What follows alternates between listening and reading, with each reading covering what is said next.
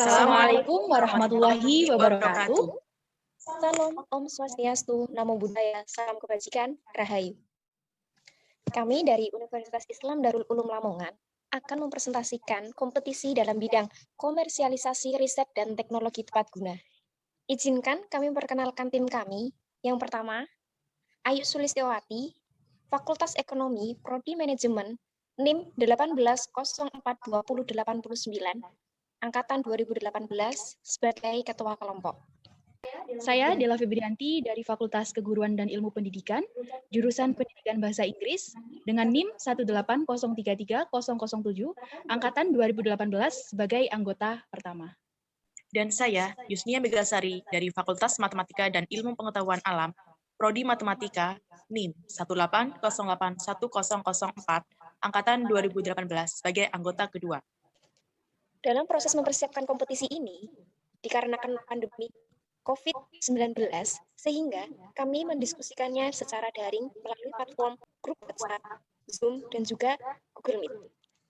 Dalam kesempatan kali ini, kami akan mempresentasikan rancangan komersialisasi dengan judul Penggunaan Aplikasi IkanQ sebagai Media Pemasaran Digital Ikan Air Tawar Lokal.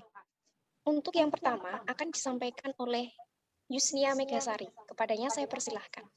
Terima kasih atas waktunya. Langsung saja saya akan mempresentasikan hasil ide komersialisasi kami. Hal yang menjadi latar belakang adalah Kabupaten Lamongan merupakan kabupaten dengan potensi penghasil ikan terbesar di Jawa Timur. Selama ini, pemasaran ikan-ikan lokal seperti bandeng, mujair, putian, dan lain-lain hanya dipasarkan ke pasar-pasar tradisional dan dikemas secara tradisional. Sehingga daya tarik dirasa kurang di masyarakat, terutama di kalangan menengah atas. Belum lagi di musim banjir, banyak petani tambak yang mengeluh merugi karena biaya perawatan tidak sebanding dengan hasil produksi. Hal ini dikarenakan manajemen pengolahan dan pemasarannya yang kurang. Pada rencana komersialisasi kita ini akan mengangkat ikan lokal wilayah Kabupaten Lamongan ini menjadi ikan primadona seperti ikan tuna, salmon, dan lain-lain, yaitu dengan manajemen pengelolaan yang baik. Manajemen pengelolaan tersebut yaitu dengan menggunakan teknologi tepat guna melalui sebuah aplikasi IkanQ yang di dalamnya menyuguhkan berbagai menu mulai dari fresh fish hingga olahan ikan-ikan yang lain. Kami akan memberikan media marketplace melalui aplikasi IkanQ. Sementara di Kabupaten Lamongan sampai saat ini belum ada aplikasi maupun media online yang menunjang dalam pemaksimalan komersialisasi ikan-ikan yang ada di Kabupaten Lamongan tersebut. Presentasi selanjutnya akan diterangkan oleh teman saya, yaitu Ayu Sulistiawati. Kepadanya kami persilahkan. Terima kasih. Yang selanjutnya, ada target dan sasaran dalam pembuatan aplikasi IkanQ yang telah kita rancang. Yang pertama, ada petani tambak ikan yang berasal dari daerah Lamongan itu sendiri. Kemudian, ada konsumen rumah tangga yang jangkauan wilayahnya cukup luas, mencakup Indonesia. Selanjutnya, ada pebisnis ikan lokal yang dapat memanfaatkan aplikasi IkanQ ini sebagai media untuk mempermudah dan mendapatkan harga ikan dengan harga tangan pertama. Yang selanjutnya, ada pedagang kuliner ikan, seperti halnya restoran dan juga pedagang kaki lima.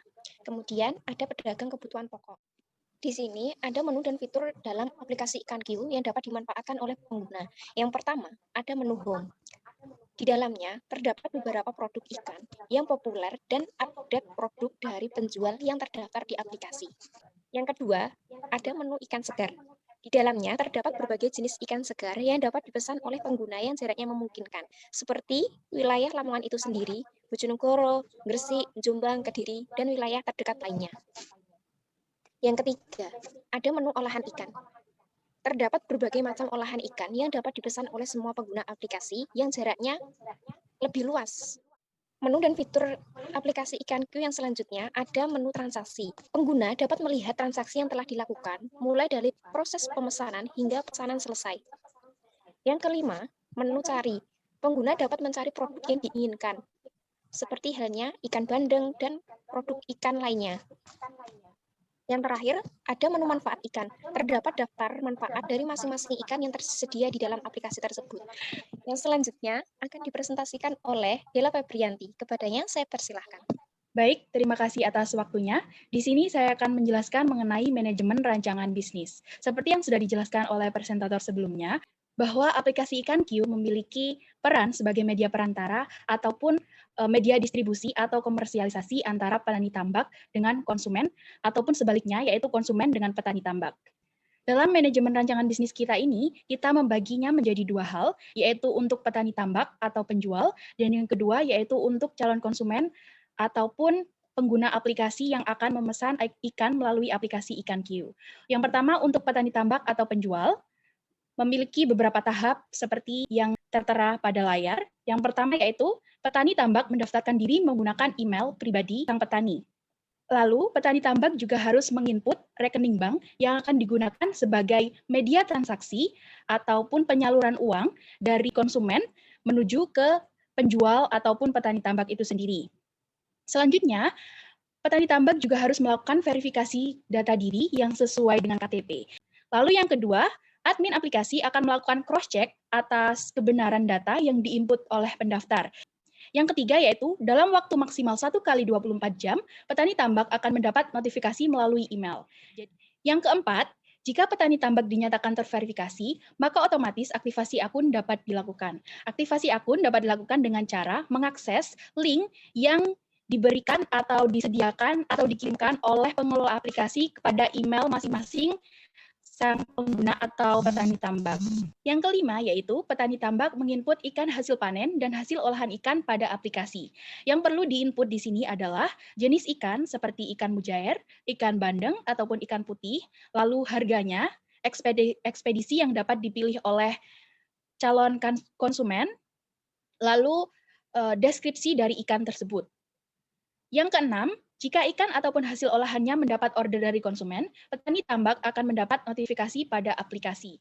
Yang selanjutnya yaitu, dalam waktu pengemasan, maksimal 1 kali 24 jam, petani tambak harus mengirim ikan. Jadi karena kita menyuguhkan dua produk utama, yaitu fresh fish atau ikan segar, dan juga ikan olahan, maka kita memberikan waktu pengemasan hanya maksimal 1 kali 24 jam.